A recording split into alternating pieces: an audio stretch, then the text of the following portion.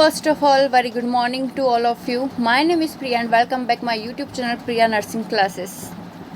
So students, आज के इस वीडियो में हम आज से जो एम्स एग्ज़ाम की प्रिपरेशन है उसके लिए क्वेश्चंस की सीरीज़ स्टार्ट करने जा रहे हैं। यहाँ पे सभी इम्पोर्टेंट क्वेश्चंस की तैयारी आपको करवाई जाएगी जो एम्स के बेसिस और जितने भी नर्सिंग कंपटीशन एग्ज़ाम्स है उनके लिए बहुत ज़्यादा इम्पॉर्टेंट है।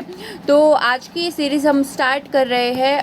उससे पहले मेरा आप सभी से रिक्वेस्ट है, सिर्फ इतना ही है कि प्लीज़ मुझे सपोर्ट कीजिएगा ताकि ऐसी कंप्लीट सीरीज़ मैं आप तक पहुंचा सकूं और आपके लिए वीडियो बना सकूं।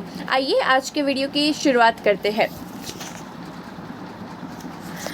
ये जो अभी जो हम फर्स्टली कवर करेंगे वो anatomy and physiology with medical surgical nursing के क्वेश्चन से रिलेटेड क्वेश्चंस यहाँ पे हम देखेंगे उसके आंसर के साथ। तो उसके अंदर ये सारे टॉपिक है cell and tissues, heart, urinary system, skin, nervous system, digestive system and oncology. तो धीरे धीरे ये सारे क्वेश्चन की सीरीज़ हम कंप्लीट करेंगे। आइए देखते हैं। सेल एंड टिश्यूज़ से हम स्टार्ट कर रहे हैं, सेल से स्टार्ट कर रहे हैं। फर्स्ट क्वेश्चन है cell the basic unit of life is.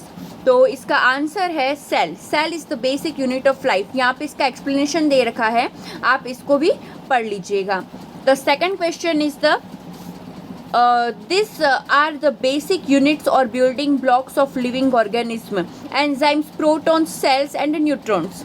तो आंसर इज द सेल्स। हम थर्ड क्वेश्चन देखते हैं। The third question is physical basis of life is। physical basis of life is क्या है? इसका आंसर भी होगा cell. physical basis of life is cell। fourth question, the main difference between a prokaryotic cell and eukaryotic cell is the absence of plasma membrane, mitochondria, true nucleus और flagella। तो इसका right answer है true nucleus. तो इसके मतलब क्या है? The main difference between prokaryotic और eukaryotic cell is the absence of. देखिए एकदम बेसिक क्वेश्चन पूछा गया है। कब पूछा गया है? एम्स जोधपुर नर्सिंग स्टाफ के अंदर पूछा गया है, 2018 के अंदर जो पेपर हुआ था उसके अंदर। देख रहे हो ना आपकी कितना बेसिक क्वेश्चन पूछा गया है। बच्चे जो होते हैं वो बहुत ज़्यादा हाई लेवल का पढ़ने के चक्कर में ये बेसिक्स चीज़ें मिस कर देते हैं। तो आपको यहाँ पे आपका बेस भी बहुत ज़्यादा स्ट्रांग होगा। तो ये सारी चीज़ें आपको रिमेंबर रखनी है। यहाँ पे इसकी एक्सप्लेनेशन दे रखी है कि prokaryotic cell lack membrane bound cell organelles and the nuclear membrane around the chromosomes, true nucleus absent, and eukaryotic cell nucleus is surrounded by membrane and this in the true nucleus is present. Right, अब हम देखते हैं next question. Question number 5, which of the following is not assimilated by the eukaryotic cell. Eukaryotic cell ये ESIC staff nurse Feb जो 2019 के अंदर first shift के अंदर एग्जाम में पूछा गया था। Which of the following is not assimilated by the eukaryotic cell. तो the right answer is the nitrogen. Nitrogen is not assimilated by the eukaryotic cell. Which organelle called power house of the cell. जैसा कि सभी को पता ही होगा कि mitochondria is the power house of the cell. देखिए ये कितने एग्जामों में ये क्वेश्चन पूछा गया था। It's the most important question, जबकि क्वेश्चन कितना बेसिक है। Power house of the cell is the mitochondria. ये हमको 6 से पढ़ाया जा रहा है कि power house of the cell is the mitochondria. और यही क्वेश्चन इतने सारे कॉम्पिटिशन एग्जाम में पूछा गया है। RPSC राजस्थान स्टाफ नर्स हो गया, ESIC स्टाफ नर्स हो गया, RRB staff nurse, BSF staff nurse, इतने सारे एग्जाम्स में इसी क्वेश्चन को बार बार रिपीटेड पूछा गया है। तो ये क्वेश्चन आपको ध्यान रखना है कि वो मोस्ट बेसिक क्वेश्चन है, लेकिन ऐसे क्वेश्चन पूछ लेते जो हम सोच भी नहीं सकते ना, वैसे क्वेश्चन यहाँ पे पूछ लेते। देखते हैं नेक्स्ट क्वेश्चन कौन सा है। यहाँ पे उसका एक्सप्लेनेशन भी दे रखा है यहाँ पे कि mitochondria is the cell organelle of rod or oval shape. They contain the enzymes for the aerobic stages of cell respiration, and these are the sites of most ATP synthesis for oxidative metabolism. So it is also called the powerhouse of the cell. Right? अब 7th question है वो है which cellular component is responsible for oxidative metabolism. अभी इसकी explanation के अंदर भी इन्होंने बताया था। क्या बताया इसकी एक्सप्लेनेशन के अंदर कि they contain the enzymes for the aerobic stages of cell respiration, and thus are the sites of most ATP synthesis or for oxidative metabolism. So it's also called powerhouse of the cell. तो यहाँ पे question क्या पूछा है देखिए, which cellular component is responsible for oxidative metabolism, which is mitochondria, right. तो ये जो है ना, ये आप एक बार रिमेंबर ही कर लेना। इसकी जो भी एक्सप्लेनेशन दे रखी है ना, एक बार आप इसको याद कर लेना, ताकि वो जो एक्सप्लेनेशन के अंदर से भी बहुत सारे क्वेश्चंस आपके बन जाएंगे इजीली, ठीक है। अब हम देखते हैं कि नेक्स्ट क्वेश्चन कौन सा है। Aerobic respiration, aerobic respiration is performed by, aerobic respiration किसके थ्रू परफॉर्म्ड किया जाता है, तो अभी उसकी एक्सप्लेनेशन के अंदर ही वहाँ पे बताया था किसके थ्रू, माइटोकॉन्ड्रिया के थ्रू, राइट। नेक्स्ट क्वेश्चन देखते हैं हम।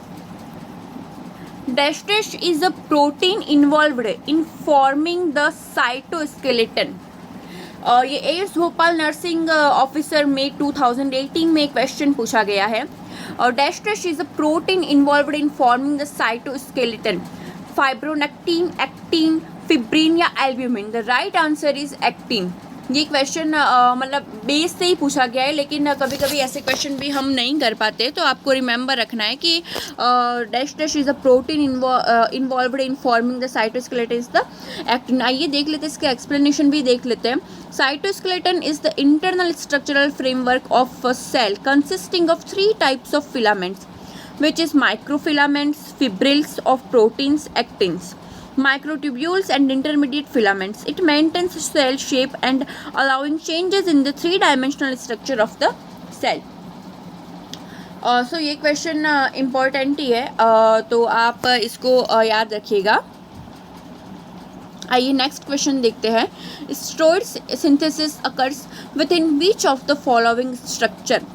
Steroid synthesis occur within which of the following structure. तो क्या होगा इसका आंसर, माइटोकॉन्ड्रिया, ठीक है। Answer B is the right answer. Next question देखते हैं। Question number 11, the aqueous component of the cell within which various organelles and particles are suspended is. एक बार और क्वेश्चन देखिए, डायरेक्ट आंसर मत देखने की कोशिश कीजिए, पहले क्वेश्चन को देखिए, उसको समझिए, लेटर देन आप आंसर देखो। अगर नहीं आ रहा है तो the aqueous component of the cell within which various organelles and particles are suspended is. इसका राइट आंसर क्या होगा, साइटोसोल, साइटोप्लाज्म, न्यूक्लियस या फिर साइटोप्लास्ट। तो इसका राइट आंसर होगा साइटोसोल। तो the aqueous component of the cell within which various organelles and particles are suspended is cytosol. यहाँ पे इसका एक्सप्लेनेशन दे रखा है कि cytoplasm means all components between nucleus and cell membrane, ठीक है। अब हम देखते हैं नेक्स्ट, और भी यहाँ पे उसका एक्सप्लेनेशन के साथ दे रखा है कि cytoplasm includes cytosol and the organelles, cells internal structure, example mitochondria. Cytosol is the only fluid of the cytoplasm and aqueous solution of ions and nutrients. Next question देखते हैं, the organelles concerned with the metabolic process are present inside the ribosome, mitochondria, cytoplasm या फिर endoplasmic reticulum. The right answer is cytoplasm. ऐसे कौन से organelles है जो कि मेटाबॉलिक प्रोसेस के साथ ऑर्गेनल्स के इनसाइड में प्रेजेंट होते हैं, तो cytoplasm is the right answer. जैसे कि अभी हमने इसके पहले जो क्वेश्चन देखा था ना, उसकी अभी जो हमने एक्सप्लेनेशन देखा उसके अंदर भी ये चीज़ बता रखी है कि cytoplasm include cytosol and the organelles. क्या दे रखा है यहाँ पे, साइटोप्लाज्म इंक्लूड्स, ये देखो, cytoplasm includes cytosol and the organelles, cells internal structure, example mitochondria. तो वही क्वेश्चन जस्ट पूछा गया है कि the organelles concerned with the metabolic process are present inside the cytoplasm, ठीक है। नेक्स्ट क्वेश्चन देखते हैं, क्वेश्चन नंबर 13।